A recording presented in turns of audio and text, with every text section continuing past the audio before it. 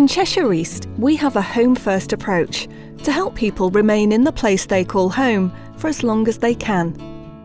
We also help people to return to their home as soon as they are able after a stay in hospital. Health, social care and voluntary services work closely together to make this possible. Delivering the right care at the right time and in the right place is fundamental to improving the care and well-being of our local communities. Here's an introduction to Home First and how it works in practice. Most people would prefer to remain at home and receive care and treatment in an environment that is familiar rather than go into hospital. Home First is as much about helping people stay at home as it is about supporting them to leave hospital. This is important because people naturally want to stay where they live, and there is evidence that staying in hospital longer than necessary can lead to a loss of fitness and independence, particularly amongst older people. If we do not work effectively to help someone to leave hospital when they do not need to be there, it prevents the next person, who actually needs a bed, from being admitted. This creates congestion and pressures in the system. What support is offered to people to avoid a hospital stay? When someone has a health crisis, such as a fall, chest infection or urinary infection, they could be supported by the Urgent Community Response Team. This team is made up of nurses, therapists, social care staff and advanced clinical practitioners who work alongside the person's GP. If someone does need more intensive treatment, supervised by a hospital consultant, they can be admitted to a virtual ward known as Hospital at Home, rather than a physical bed in hospital. The person can then be monitored using various remote monitoring, personal care equipment, and with daily visits appropriate to their needs. This could include support from reablement services or other care staff. Other treatments, such as intravenous antibiotics, can also be provided if needed. Some people may be discharged to have rehabilitation at home with physiotherapy and/or occupational therapy with help from reablement staff. Rehabilitation at home is provided for a short period of time until the person is as independent as possible, has recovered some independence, or their longer-term care and support needs are known with the right level of support in place. Services are also available for people who are at the end of their life in the place they call home. What part does Home First play to help people to leave hospital as soon as possible? Planning for someone's return to the place they call home should start as soon as they are admitted to hospital. This will involve discussions with medical professionals, social care workers, and of course, the person themselves and their family or carers. Everyone wants each person to have the right care and support in place for people after they leave hospital to avoid the need for them to be readmitted. This is why it is important to work in this way. There are several things that are useful to know about discharge that help us to make the best plan for a person going home from hospital. This plan includes an understanding of the options available in the community. Some of the terms used about discharge are discharge to assess, sometimes called D2A, and pathways. This is about the different support options that a person might need once out of hospital. You might hear these referred to as P1, P2 and P3.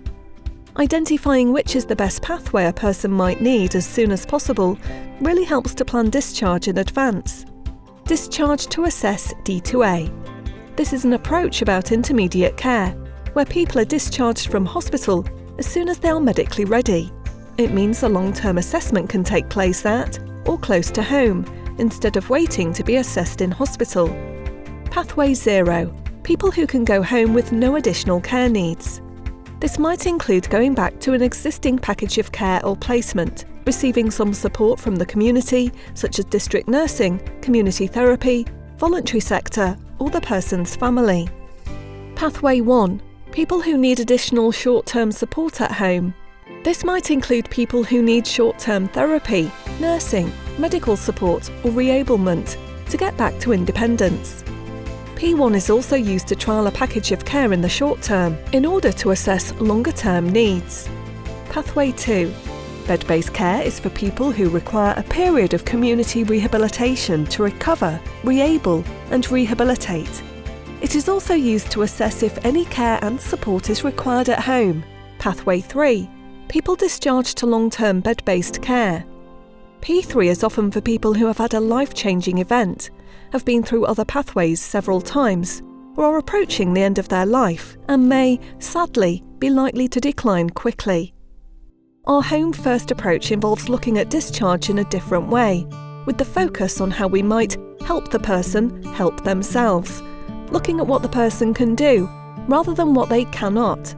We also look at what support a person's family and friends may be able to give, and what might be provided by the voluntary sector, such as shopping, befriending, meals and transport. This might be needed short-term to avoid delays in discharge from hospital. It also involves looking at the community services that are available in both health and in social care. This includes using technology such as false alarms and automated medication reminder systems. Carers should be allowed to be involved in the ongoing care of the person they care for, if that is what they want. Here is an example of Home First in action, which is based on a real-life story showing how this approach can achieve a better outcome and improve people's lives. Please note names and some details have been changed slightly. Betty's story.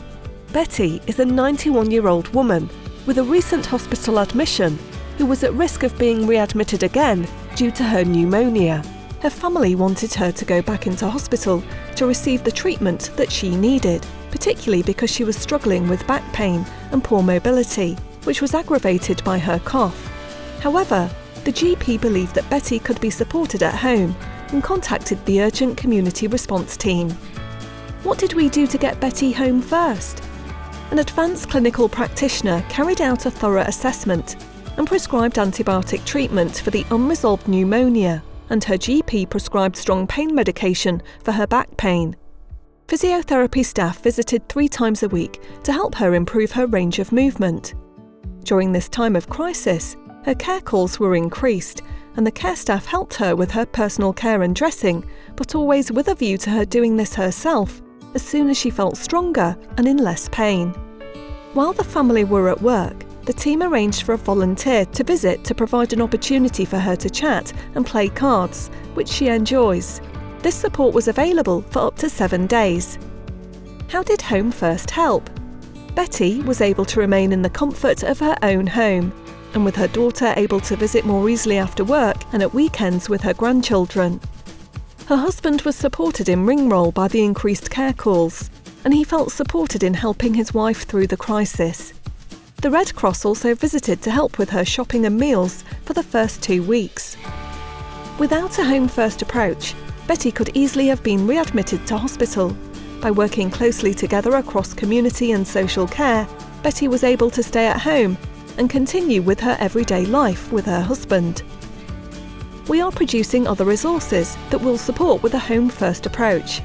If you would like to find out more about this, please visit the Cheshire East Council Live Well site and NHS Directory of Services. Thank you for watching. We hope this will help you to understand the importance of our Home First approach.